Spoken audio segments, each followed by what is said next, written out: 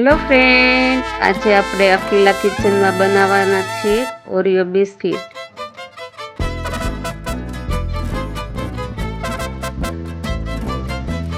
તો ચાલો આપણે બનાવવાનું સ્ટાર્ટ કરીએ.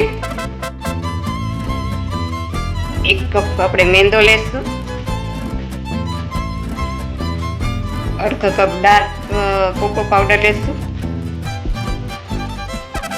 1/4 કપ લાઇટ કોકો પાવડર લેશું, આ છે પીસેલી ખાંડ, એનો બીજો ભાગ આપણે લેવાનો 1 કપનો. હવે તેમાં 1 ટીસ્પૂન બેકિંગ પાવડર નાખશું. હવે આ બધું ચાળી લઈએ આપણે. ચાળી ગયું છે, હવે આપણે મિક્સ કરી લઈએ.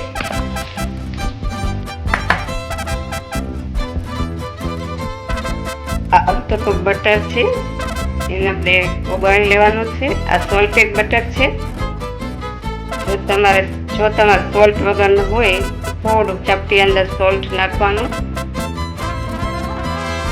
હવે આપણે બટર પણ અંદર મિક્સ કરી લઈએ. આ બટર જો એકદમ મિક્સ થઈ ગયું છે. હવે આપણે થોડું દૂધ નાખતા જઈએ. આ લોટ બાંધી લઈએ, કઠણ પણ નહીં ને ઢીલો પણ નહીં એવો રાખવાનો. જો આ લોટ બંધાઈ ગયો છે, આવી રીતના જ બાંધવાનો. 1 વાટકી આપણે દૂધ લીધું હતું, તેમાં આટલું વધ્યું. ચાલો હવે આપણે આ રોટલી જો વણશું અને પછી ડીબાથી બિસ્કિટનો આકાર આપશું. જો આવી રીતના આપણે રોટલી કરી નાખવાની. હવે આપણે ડીબા વડે એનો આકાર આપશું, ગોળાકાર. જો આ થઈ ગયું છે. હવે આપણે આ ઓરિયો બિસ્કિટની ડિઝાઇન આપી દીધી છે.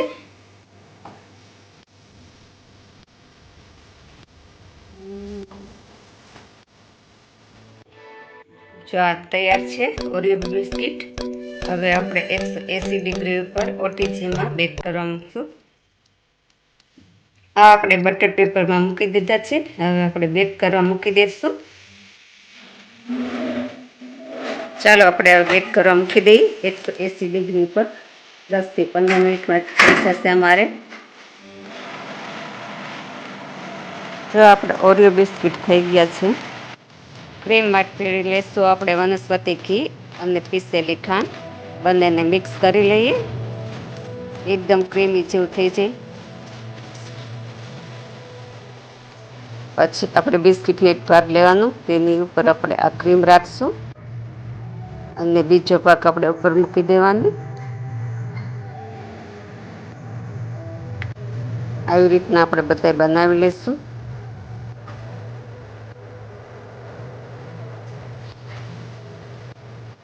આ ઓરિયો બિસ્કિટ છે આપણા તૈયાર.